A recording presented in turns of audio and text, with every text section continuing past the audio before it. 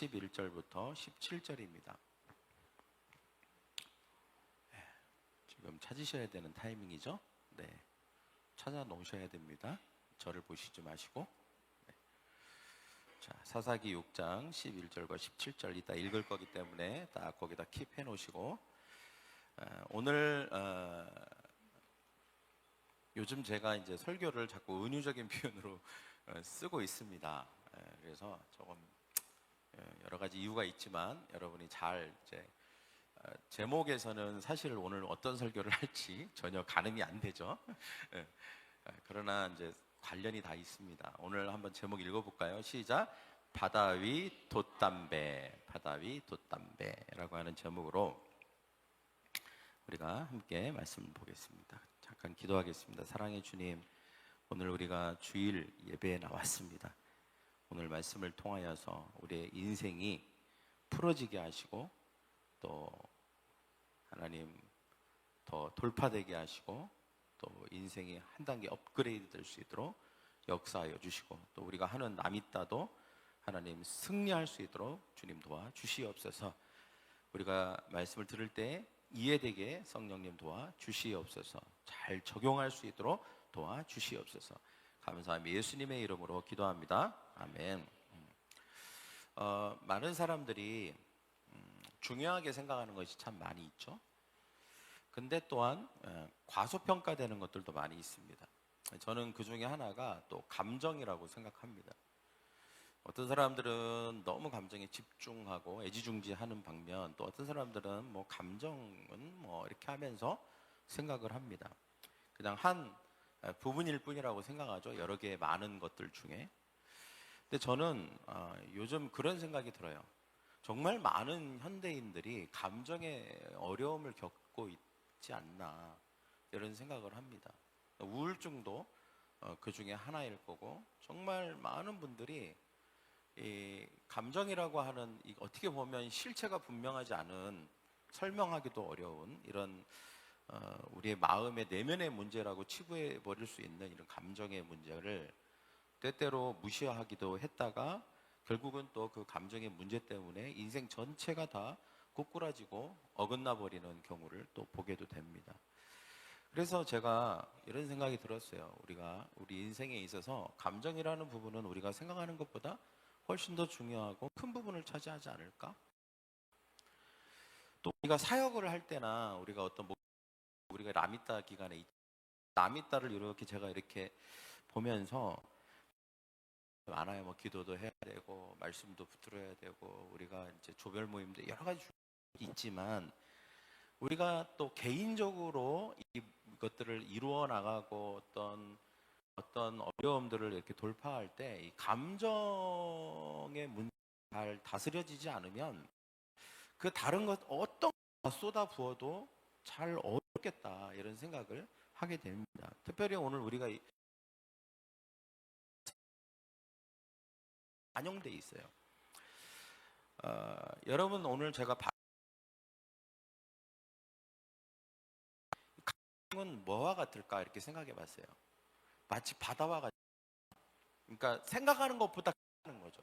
감정이라고 하는 게 굉장히 생각하는 것보다 어떤 굉장한 기초를 이루고 있고 많은 부분을 차지하고 있는 게 아닐까 그런 의미에서 제가 바다라고 표현을 하고 뭘까? 돛담배는 우리 자신을 말합니다. 우리 자신을 말하는 거죠. 여러분 바다가 있는데 돛담배 하나가 딱 떠 있어요. 그래서 사실은 우리의 인생, 우리 자신을 볼 때 이 감정이라고 하는 영역이 그만큼 크고 광대하다는 것이죠. 여러분 이 돛담배가 그렇게 평화로운 바다의 잔잔한 물결 위에 있는 풍경입니다. 아름다운 사진이죠.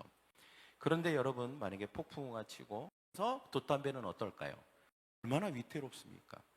만약에 그 풍랑이 잠잠해지지 않으면 끊임없이 이리저리 휩쓸리면서 중심을 잃어버리는 인생과 합니다. 또한 그렇기 때문에 우리의 감을 다스려서 우리의 감정이 될 수 있죠. 또 어려움이고 파도가 칠 수 있겠죠. 폭풍이 칠 수 있습니다. 그러나 우리가 그 감정의 실체를 잘 알아서 그 감정을 잘 다스릴 수 있다면 우리의 인이라고 하는 돛담배는 순항하지 않을까, 이런 생각을 해봅니다. 할렐루야. 또 우리의 사역들, 우리 목표들, 우리의 인생이라고 하는 어떤 항해를 걸어가지 않을, 이런 의미에서 제가 이 제목을 정해 봤습니다. 그래서 오늘은 그 주제의 핵심 내용을 습관을 어떻게 다룰 것인가, 우리의 감정의 습관을 어떻게 다룰 수 있는가에 대해서 오늘 말씀을 드릴 것입니다. 심리학자 필립 링먼이라고 하는 사람이 행복에 대해서 흥미로운 연구를 했습니다. 서로 다른 두 그룹을 비교했는데요. 한 그룹은 복권에 당첨된 그룹이에요. 아, 좋다, 이렇게 생각이 되죠. 그로 인해서 몸이 어떤 부분이 불편해진 그룹입니다. 놀라운 것은 복권 사람들은 그 순간 행복감이 확 올라갔어요. 그 시간이 지남에 따라서 점차 예전의 그 감정 행복감의 수준으로 되돌아갔다는 거예요. 조사를. 사고를 당해도 비슷한 양상을 보였는데 거꾸로 이 사람들은 사고를 당했을 때 행복도가 큰 폭으로 감소를 했습니다. 그런데 시간이 지나고 흐른 뒤에 봤더니 예전의 행복 회복이 되더라는 거예요. 회복이 되더라는 거예요. 여러분, 잘 이해되지 않죠? 왜 그런 일이 일어날까? 참 이상한 결과다라는 생각이 듭니다. 결과를 볼 때 과연 정말일까? 생각이 들잖아요. 나는 결과는 무엇을 말하냐면 우리의 뇌라고 하는 것이 얼마나 익숙한 상태를 선호하는지를 잘 해주는 지표입니다. 뇌는 긍정적이든 부정적이든 우리가 평소 제가 요즘 열심히 하고 있는 다이어트 얘기를 해보겠습니다. 많은 사람이 건강, 근데 실패해요. 왜냐? 요요가 오기 때문입니다. 요요가 왜 올까요? 체중이 빠지면 이 뇌가 비상비상 그럽니다. 그러면서 갑자기 모든 대사균을 현저히 떨어뜨립니다. 그러니까 에너지를 몸으로 만들어 버립니다. 즉 에너지를 적게 사용으로 딱 만들어보니까 이제 감량을 계속해도 어느 순간 잘 살이 안 빠지게, 그리고 일순간 이런 생각이 들죠.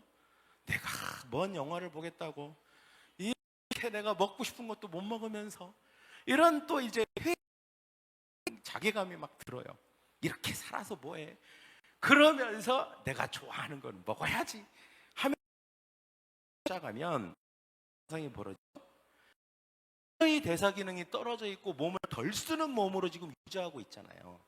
거기다가 그 전에 먹어주면 유지가 되는 게 아니라 확 하고 체중이 늘어나요. 왜? 그거를 전부 지방 저장하는 거예요. 몸이 생각합니다. 야, 또 이런 비상 상태가 막 다 저장시켜 버려요. 쓰지 못하게 만듭니다. 그래서 몸이 돌아갈 뿐만 아니라 요요가 와서 더 많이 체중이 나가는 거예요. 제가 사모님한테 그랬어요. 여보, 내가 다이어트를 했는데 다이어트를 안 했다면, 이런 얘기를 합니다. 다이어트를 해서 이렇게 체중이 이렇게 얘기해. 왜? 요요가 왔기 때문에. 그렇다고 해서 다이어트를 하지 말는 게 아닙니다. 요즘 제가 이렇게 추세를 보니까 요요가 다이어트에 대해서 사람들이 이제 발견하기 시작했어요. 어떻게 하면 요요가 오지 않겠는가? 어떻게 하면 뇌를 속이고, 어떻게 하면 항상이라고 합니다. 즉 일정하게 유지하려는 것. 그러니까 일정하니까 다시 돌아가고 다시 돌아가는 것이죠.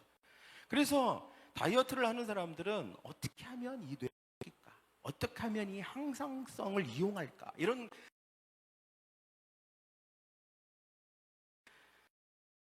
이제 다이어트 얘기니까.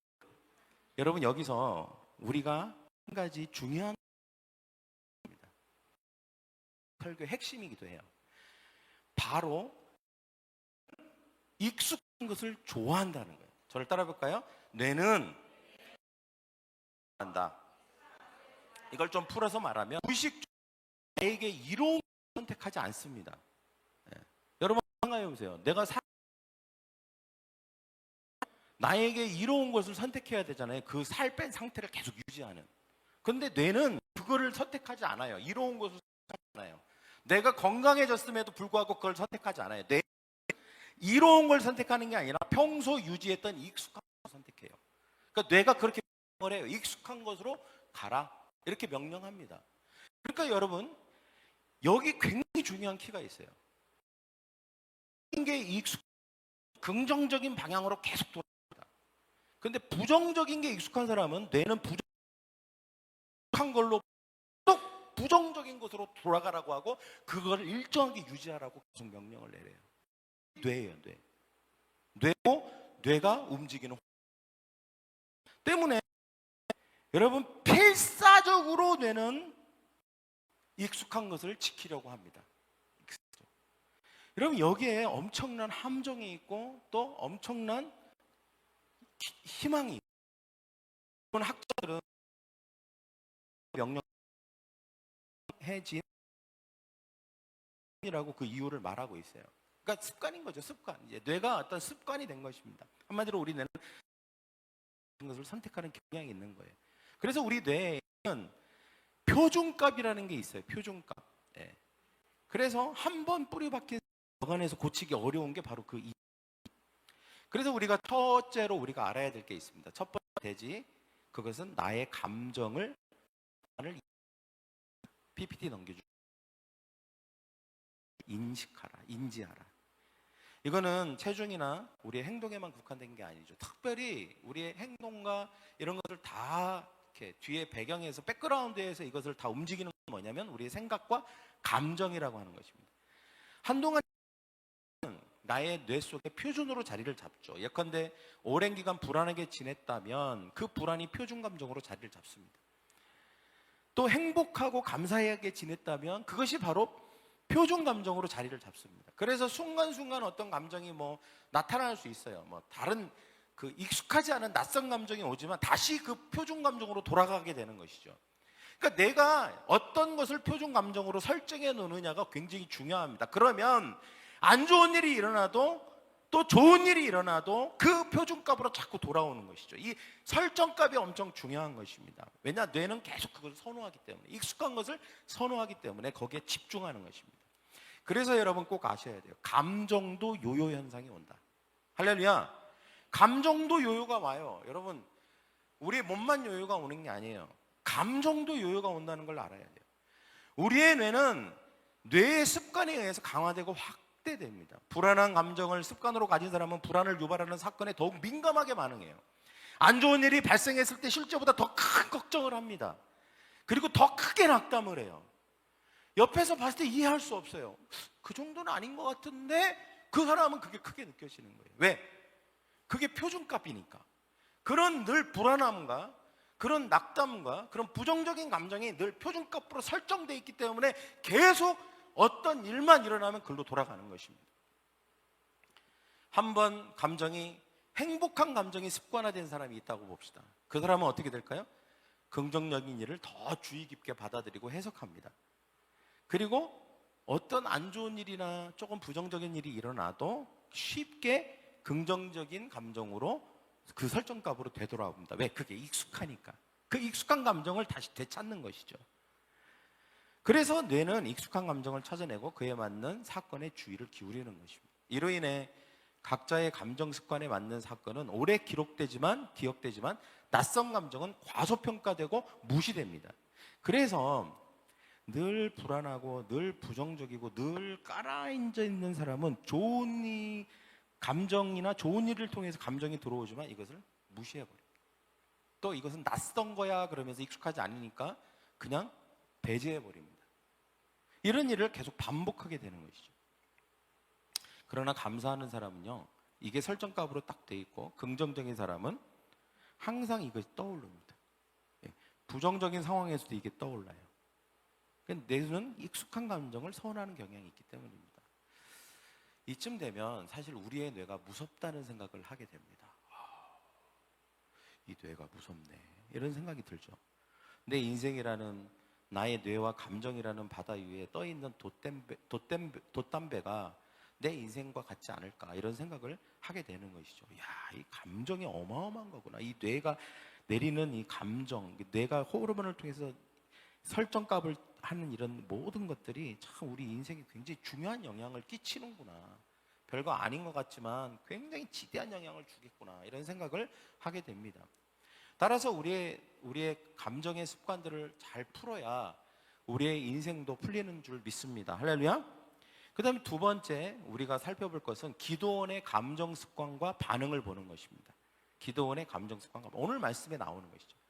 오늘 본문에 보니까 이스라엘의 영혼 기도원의 감정 습관이 잘 나옵니다. 이 사람은 낮은 자존감을 가지고 있었죠. 의심과 불안이 자리를 잡고 있었습니다.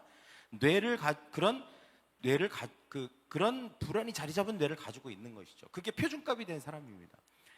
그래서 어떤 확실한 것을 보여줘도 긍정을 하지 않죠. 자꾸 부정을 하고 그럽니다. 12절에도 보니까 천사가 나타나 기도원에게 말했죠.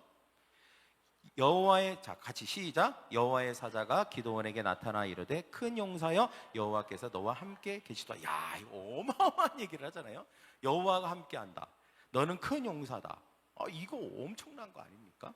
네, 천사가 이런 복된 소식을 전해 주었다는 것입니다. 누구라도 이런 소식을 들으면 흥분해야 됩니다. 기뻐해야 됩니다. 그냥 막 감정이 막 솟구쳐 올라야 돼요. 그런데 막 내가 너와 함께할게 하나님이 직접 천사를 통해서 직관적으로 얘기를 하셨는데도 기도원의 반응을 한번 보세요. 여러분 13절에 이 반응이 어떤 반응이냐? 시큰둥한 반응입니다. 시큰둥한 반응. 여러분 이럴 수 없어요. 왜 그럴까? 천사가 뭐가 잘못됐나? 제대로 얘기를 안 했나? 아니에요. 이 기도원이 감정의 설정값 자체가 잘못되어 있기 때문에 그런 거예요. 13절 같이 읽겠습니다. 시작. 기도원이 그에게 대답하되 오 나의 주여 여호와께서 우리와 함께 계시면 어찌하여 이 모든 일이 우리에게 일어났으니 또 우리 조상들이 일찍이 우리에게 이르기를 여호와께서 우리를 애굽에서 올라오게 하신 것이 아니냐 한 그 모든 이적이 어디 있나이까. 이제 여호와께서 우리를 버리사 미디안의 손에서 우리를 넘겨주셨나이다. 아주 시큰둥한 반응이고 아주 부정적이고 아주 뭐라 그럽니까? 뭐라 그래요? 별로 그렇게 좋아하지 않는 그런 느낌이 딱 나오잖아요. 무슨 말입니까? 현실이 너무 어렵다는 거예요. 그게 너무 길어졌다는 것입니다.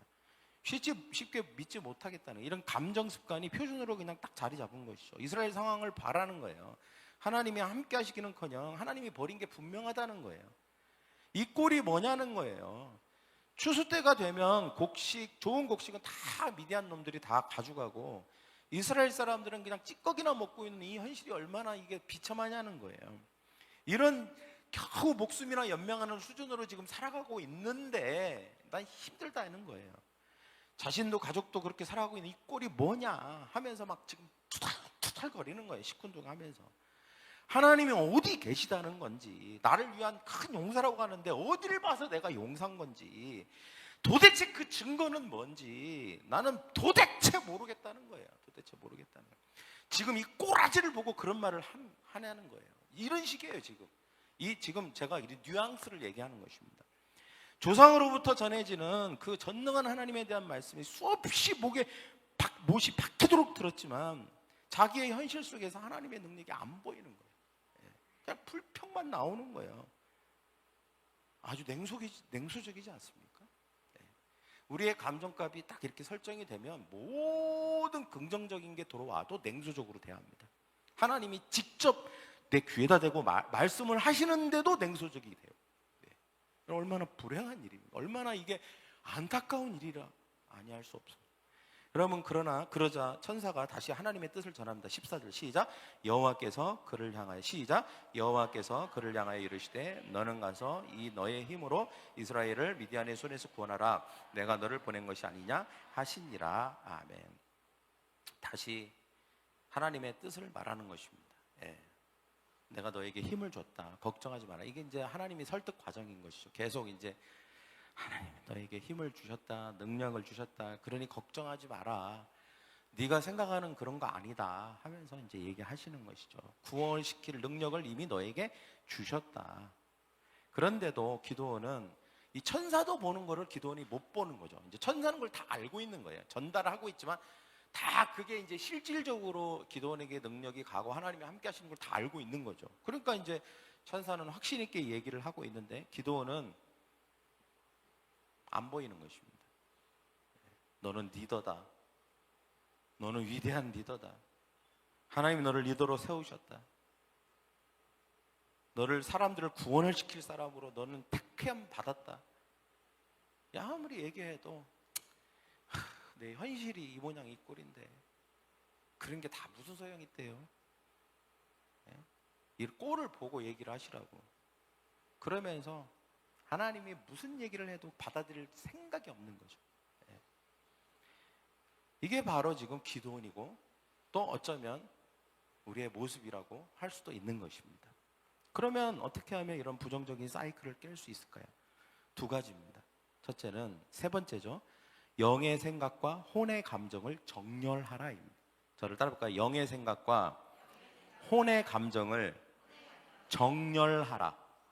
이 정렬하다는 게 뭘까요? 여러분, 이렇게 정렬하다는 것은 딱 이렇게 정렬하다, 맞춘다는 거죠. 이것과 이것을 이렇게 정렬한다.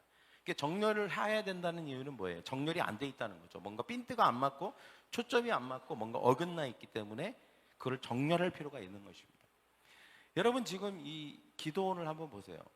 영의 생각, 하나님의 말씀, 하나님의 계획, 하나님의 뜻과 지금 이 기도원의 혼에서 나온, 감정에서 나온 자기 생각과 표준값에서 나온 이런 감정들은 정렬이 전혀 안 돼 있죠. 그죠?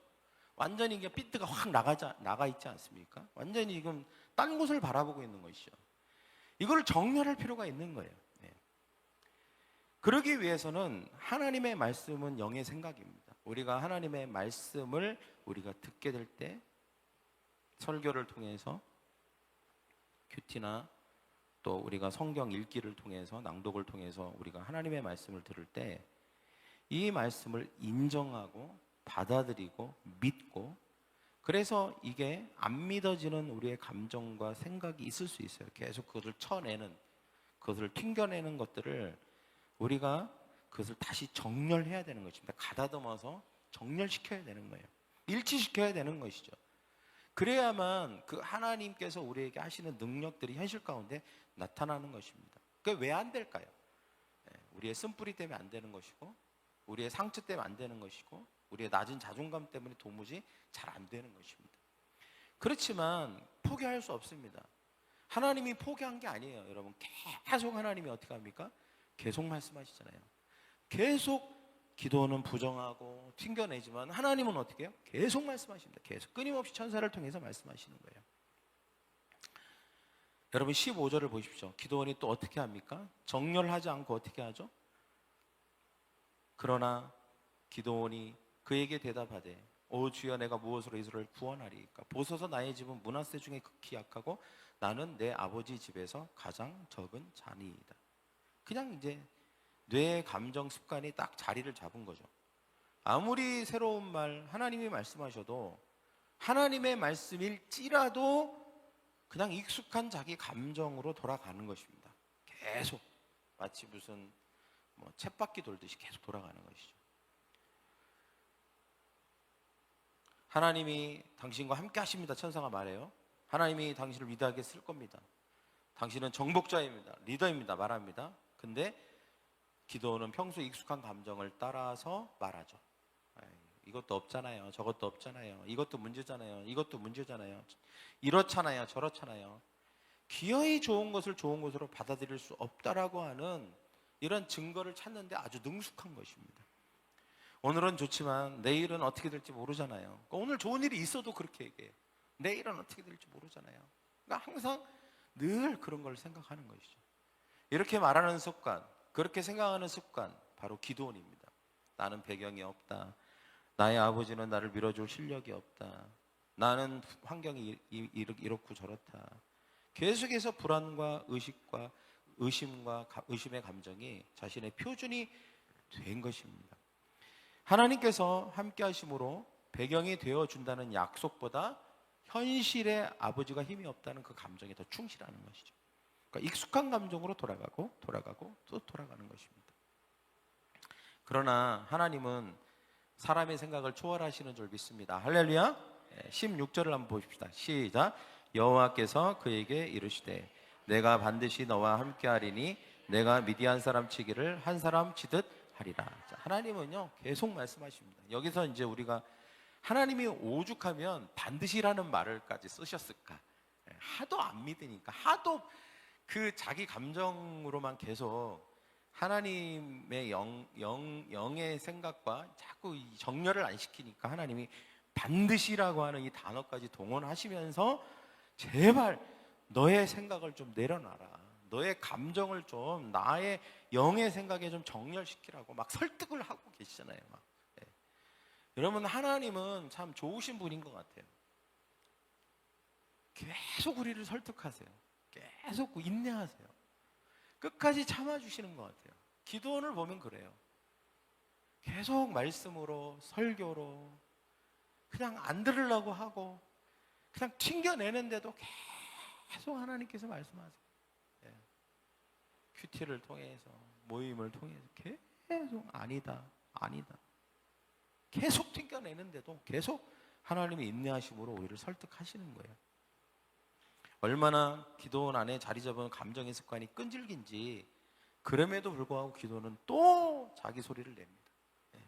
뭐라 그래요? 나의 말씀, 내가 맞다면 이 표적을 좀 보여달라고 막 그러잖아요. 또 거기다 대고 그러면서 자기 감정 습관을 따라서 그 일치시키려고 하지를 않습니다. 여러분, 그럼에도 불구하고 하나님은 계속해서 또 참아주시고 계속해서 우리를 설득하시고 영의 생각으로 우리에게 불어넣어 주시는 줄 믿습니다. 할렐루야. 언제까지? 될 때까지.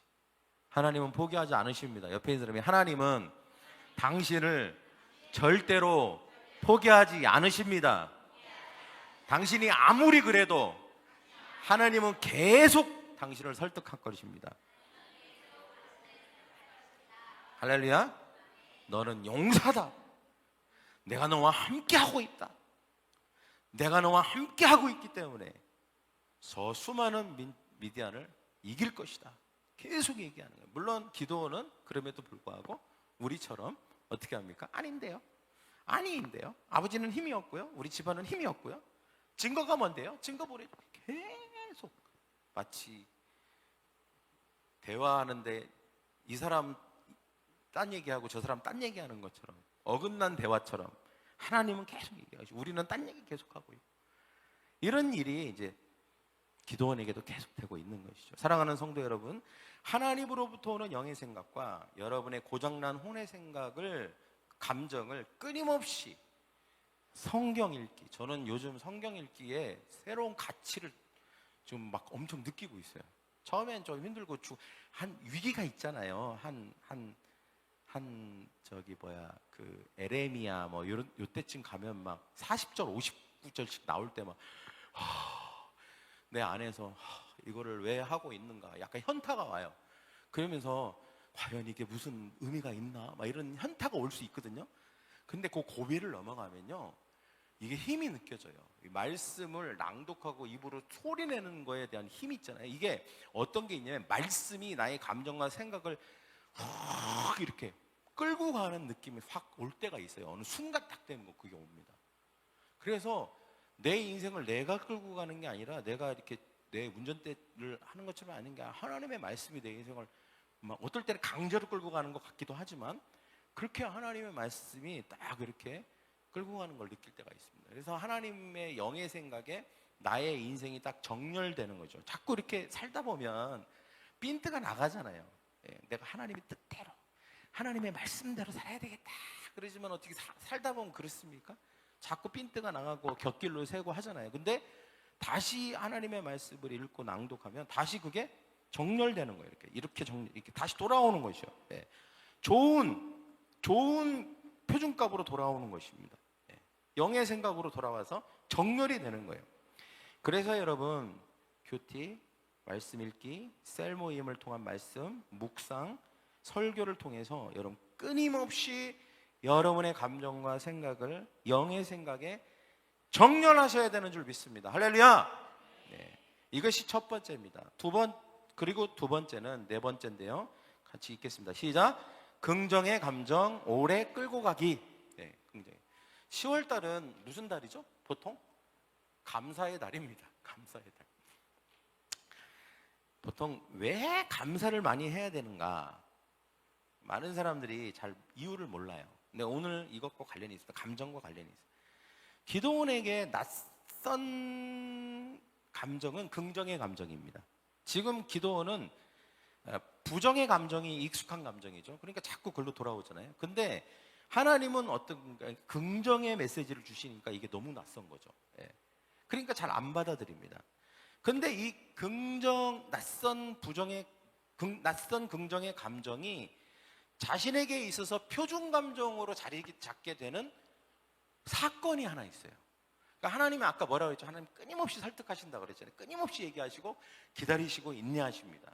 계속 말씀하세요. 그래서 결국은 어디까지 가냐면 기도원이 그것을 받아들이는 단계까지 가는데 어느 단계에서 그걸 받아들이냐?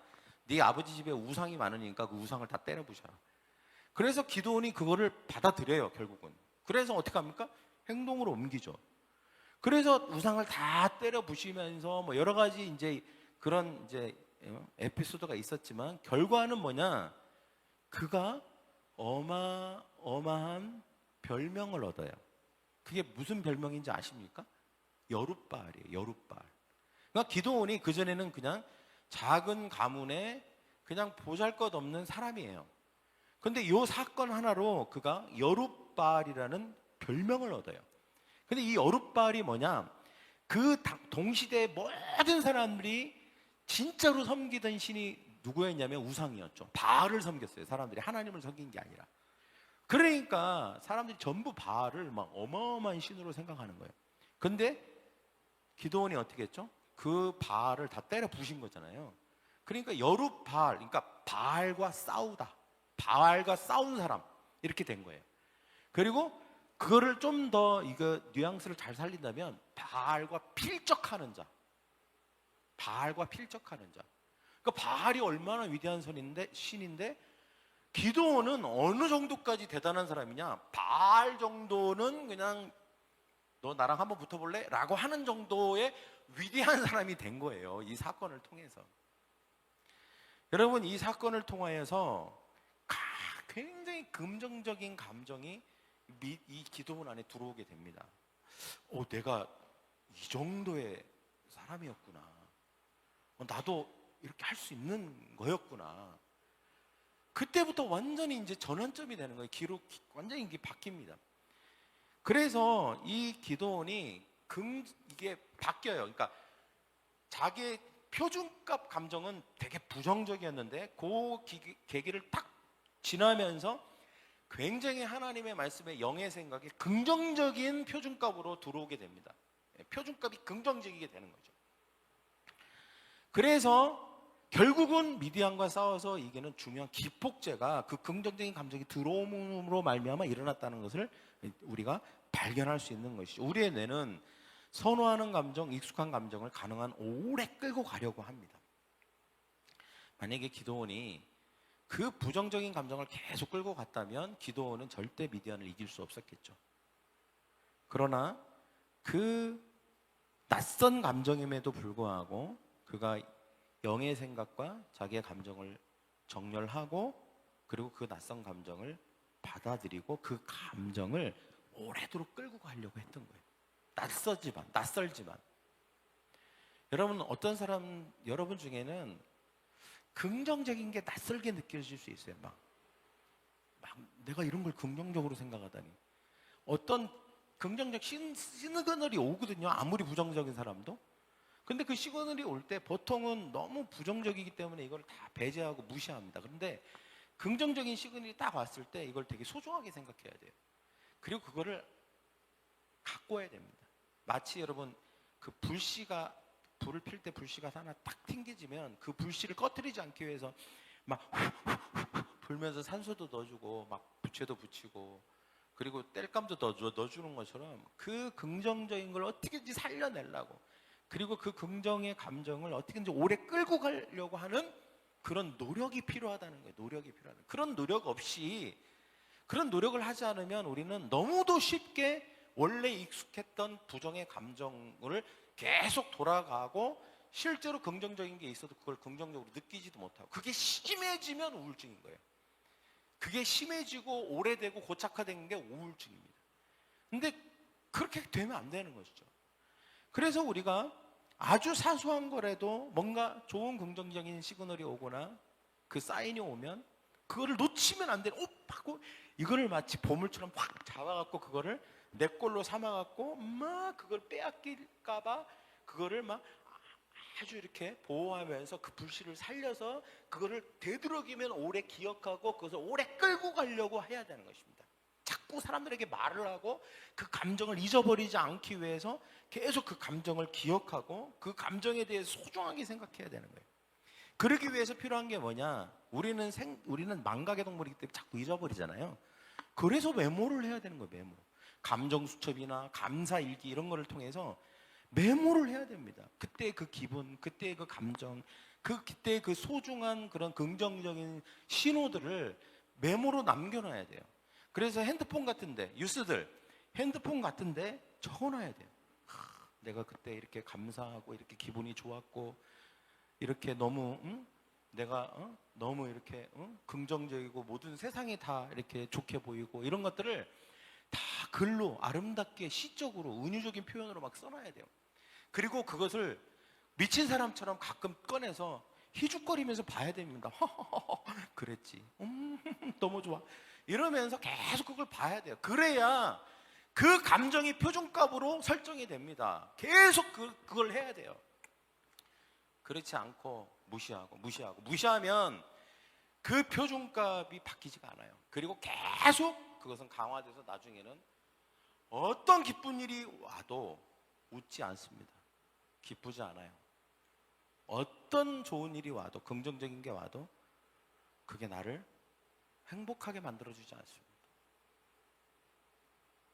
물론 좀 심각하게 얘기하지만 여러분, 제가 남이따하고 관련해서 좀 얘기를 하겠습니다.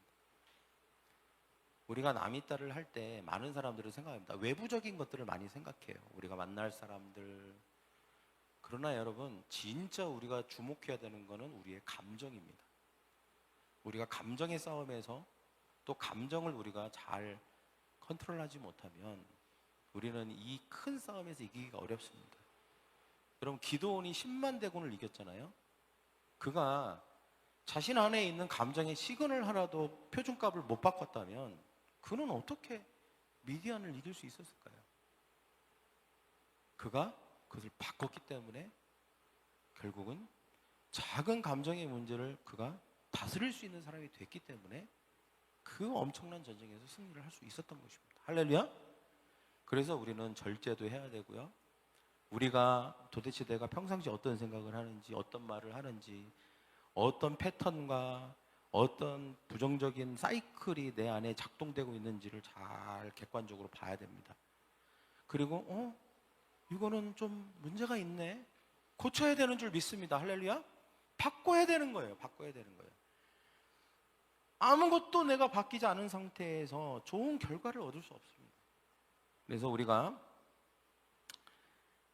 바꿔야 되는 줄 믿습니다. 우리 옆에 있는 사람에게 표준값을 바꿉시다. 감정의 표준값을, 여러분, 긍정적인 사람은 바꿀 필요가 없습니다. 할렐루야. 부정적인 경우에만, 긍정적인 사람은 바꿀 필요 없고 잘 유지하면 되는 거예요. 그러나 여러분, 부정적인 사람이 그걸 바꾸려고 할 때는 하나님의 말씀을 통하여서 잘 정렬시켜야 되고, 그 다음에 두 번째는 여러분, 그 감정, 긍정적인 감정과 시그널이 올 때 그걸 굉장히 소중하게 여기고 기록하고 아끼고 기억하고 말하고 하면서 그것을 계속 최대한 오래 유지하는 것입니다. 계속 유지하는 거예요. 그러면 그게 사라질 수도 있지만 또 그것을 또 그런 게 와서 또 유지하고 함으로 우리의 설정값이 어느덧 딱 이렇게 바뀌는 순간 우리는 이제는 그 모든 환경을 다스릴 수 있는 그런 사람이 되는 것입니다. 기도원과 같은 사람이 되고야 마는 것이죠. 되새김질을 자꾸 해야 됩니다. 그래서 우리의 생각과 감정을 자꾸 바꿔야 하는 것입니다. 시간 날 때마다 내가 했던 긍정적인 말들, 긍정적인 감정들을 자꾸 떠올리고, 특히 하루를 마감하기 전에 여러분 자기 전에 했던 생각은 자는 동안에 고착화되고 그것이 표준 감정으로 자리 잡는 데 결정적인 역할을 한다는 논문이 있어요. 자기 전에 했던 마지막 생각. 여러분이 자기 전에 어떤 생각을 마지막으로 하고 잤느냐는 그걸로 끝이 나지 않습니다. 밤새도록 그것을 묵상합니다. 뇌가 계속 그것을 고착화시켜요. 계속 이게 너야, 이게 너야, 이게 진짜 너의 인생이야. 그리고 나서 그것을 적어도 한 달만 반복하면 이거는 이제 완전히 바꿀 수 없는 표준값이 돼버립니다. 아무리 좋은 일이 일어나도 다시 그 감정으로 돌아가요. 그래서 여러분 자기 전에 감사하라는 얘기가 되게 중요한 거예요. 할렐루야. 잠자기 전에 내가 꼴딱 자. 근데 그 순간 전에 감사한 생각을 하고 자야 돼. 내가 이제 곧 잘 거야. 이제 내 옆에 남편을 보니까 눈이 벌써 확 해갖고 10초면 자겠어. 근데 그 10초 동안 뭐 해야 되냐? 긍정적인 생각을 하고 자야 돼. 그래야 내 인생의 표준값이 그렇게 반복적으로 해야 딱 긍정적인 쪽으로 딱 하고 바뀝니다. 할렐루야. 그게 훈련이 필요한 거예요. 이거는 훈련의 차원입니다. 이거는 훈련이 돼야 되는 거예요. 그래서 성경에 보니까 이제 정렬을 했죠. 그 다음에 기도원도 저는 엄청 노력을 했을 거라고 생각합니다. 계속 자기 전에 하나님의 말씀을 묵상하고 긍정이. 그럴 때 성경에 보니까 여호와의 영이 임했다고 그랬어요. 여호와의 영이. 여호와의 영이 그때 임하는 것입니다. 할렐루야. 네. 여러분, 그런 저와 여러분 되기를 간절히 축원합니다. 우리는 승리할 줄 믿습니다. 네. 우리는 기도원처럼 승리하고 정복하는 사람입니다. 여러분은 어쩌면 우리는 계속 바꿔가야 되는 과정이 있습니다. 공사 중일 수도 있어요. 그렇지만 여러분 실망하지 마십시오. 실망하지 않아야 될 이유는 하나님이 우리를 인내하십니다. 끝까지 참으시면서 우리에게 설득하십니다. 그러나 우리 또한 그 하나님의 사랑과 은혜에 반응해야 되는 줄 믿습니다. 하나님의 말씀 큐티에 계속 정렬해야 됩니다. 그리고 우리도 어떻게 해야 됩니까? 그 감정, 긍정의 시그널들, 감정을 잘 우리 유지하는 노력들을 해야 됩니다. 그럴 때 분명한 좋은 결과가 우리의 삶에 있을 거라고 믿습니다. 또 우리의 남이 따도 성공할 수 있습니다. 할렐루야. 그런 저와 여러분 되기를 원합니다. 이 시간 가슴에 손을 얹고 기도하겠습니다. 사랑의 주님, 우리는 연약합니다. 우리의 감정 하나도 우리는 다스리기가 힘듭니다. 우리의 뇌가 내리는 명령 하나도 우리는 거스르기가 어렵습니다. 그래서 우리는 정말 바다 위에 떠 있는 돛담배 같은 시 느껴지기도 합니다. 어느 일순간 풍랑이라도 치면 그냥 물에 빠져 허우적거리고 전복될 것 같은 위태함을 느끼기도 합니다. 그러나 주님은 그 어느 것보다 크신 주님이심을 믿습니다. 위대하십니다. 연약하고 보잘것없고 감정 하나에도 쓰러져서 울부짖는 나에게 찾아오셔서 기도원처럼 내가 너와 함께한다. 너는 큰 용사다. 두려워하지 마라. 내가 너에게 능력을 줄 것이다. 주님이 그렇게 말씀하십니다. 때때로 우리의 부정적인 것이 감정이 표준이 되어버려서 이것이 너무 낯설게 느껴집니다. 받아들이기가 너무 힘들 때가 있습니다. 그럼에도 주님은 끝까지 인내하면서 나에게 말씀하시고 말씀으로, 큐티로, 설교로 계속 말씀하십니다. 주님, 우리의 마음을 바꿀 것입니다. 주님의 영의 생각에 우리의 감정과 우리의 생각을 정렬하기로 결단합니다. 그때 주님께서 우리의 삶의 표준값을 바꿀 수 있는 기회를 우리에게 허락해 주실 것입니다. 긍정의 신호가 이제 더 이상 낯설지만은 않은 그것이 나의 익숙한 감정이 되도록 주님이 도와주실 줄 믿습니다. 이 시간 예수 그리스도의 보혈로 나의 생각과 감정을 바릅니다. 주님, 나의 모든 부정적인 것들, 부정적인 감정, 값을 긍정적인 믿음의 감정으로 변화시켜 주시옵소서. 이제 내가 또한 결단하는 것은 내가 매일매일 우리의 삶의 작은 사소한 긍정적인 것이라도 무시하거나 낯선 것으로 치부하지 않고 소중히 여기며 그것을 정말 아끼며 최대한 오래도록 내 감정 안에 머무르도록 노력하기로 결단합니다. 적고 기록하고 기억하고 되뇌이고 선포하고 말하고, 그래서 이것이 더 이상 익숙한 감정이 낯선 감정이 아니라 익숙한 표준값의 감정이 되도록 할 것입니다. 이것이 나의 결단입니다. 성령님, 나의 결단을 도와 주시옵소서. 감사하며 예수님의 이름으로 기도합니다. 아멘.